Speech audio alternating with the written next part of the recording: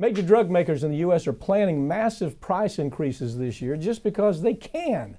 American consumers are about to get hit hard by these increases, forcing more people to choose whether or not their life-saving medications are even worth it, or can they even afford it if they are worth it. So here again, I don't know how many times you and I have done this story. You did a story one time where just a few weeks ago you were talking about, we were both talking about the idea you take a $20,000 markup is not exceptional for drugs.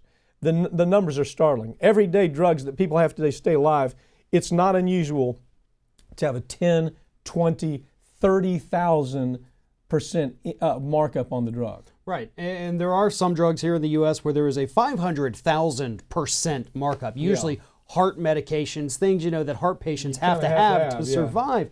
And you nailed it in the opening there. They're doing it just because they can. Yeah. The cost of research and development has just been decreasing for them over the years because they outsource it.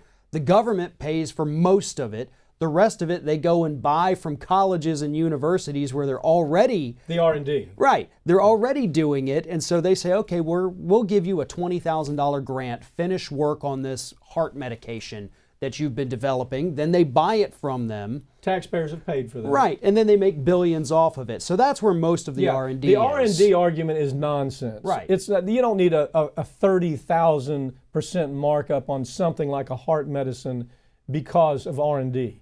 You need it because you need to buy advertising on MSNBC every night where there's if you watch an hour show, you're going to see 5 pharmaceutical advertisements. Okay, so all of a sudden, Trump, to his credit, said, this isn't right.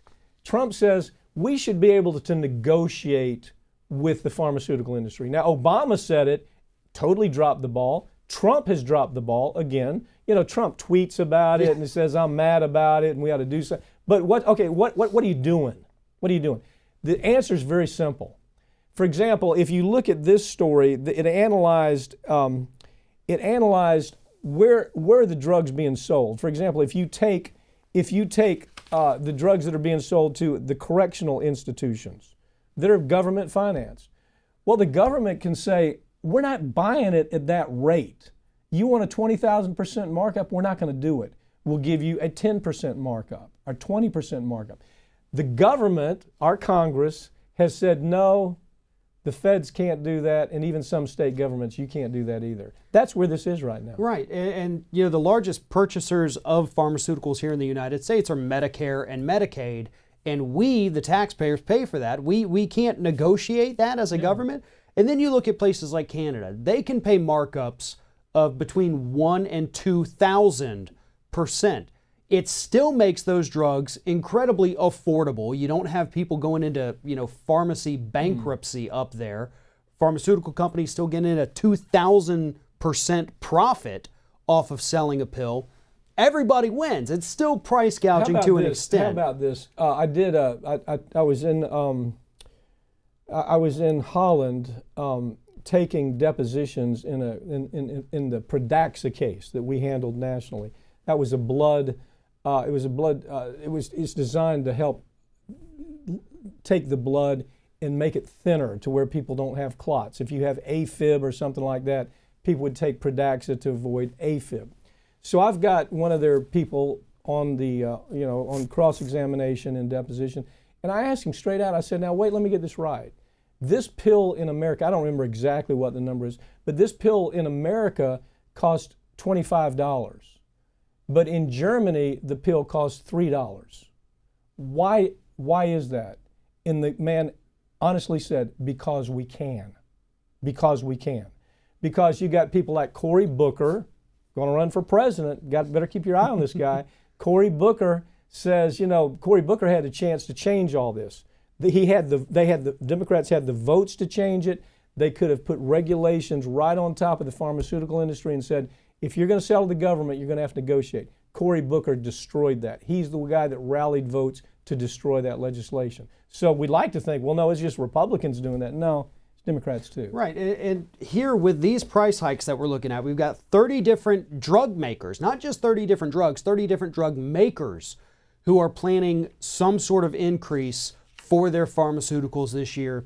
We're talking about hundreds upon hundreds of different medications that they said they're going to see increases of 20% at the high level of what we're paying now. Oh, yeah. Bayer, let's call out names. Bayer wants 5% every year. Novartis wants 14%.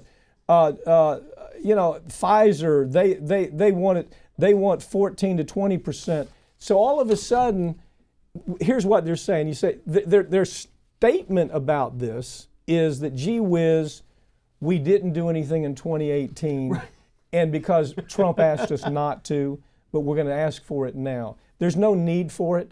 There's they survived. They made more money than they could spend in 2018, but they want to make more in 2019 simply because they can. Right, yeah, and that's exactly what they're saying is, oh, well, we didn't raise prices on you last year as much as we wanted to. Pfizer did say, the president tweeted at us, we backed off and decided, well, we'll just push it 6 months down the road. Because right now, what's happening? Government shut down. Everything is chaos. We got a new Congress.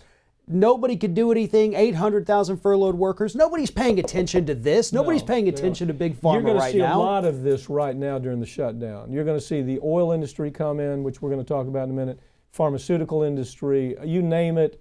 All of the bottom feeders are coming in to take as much as they can from the American consumer while all this chaos is taking place.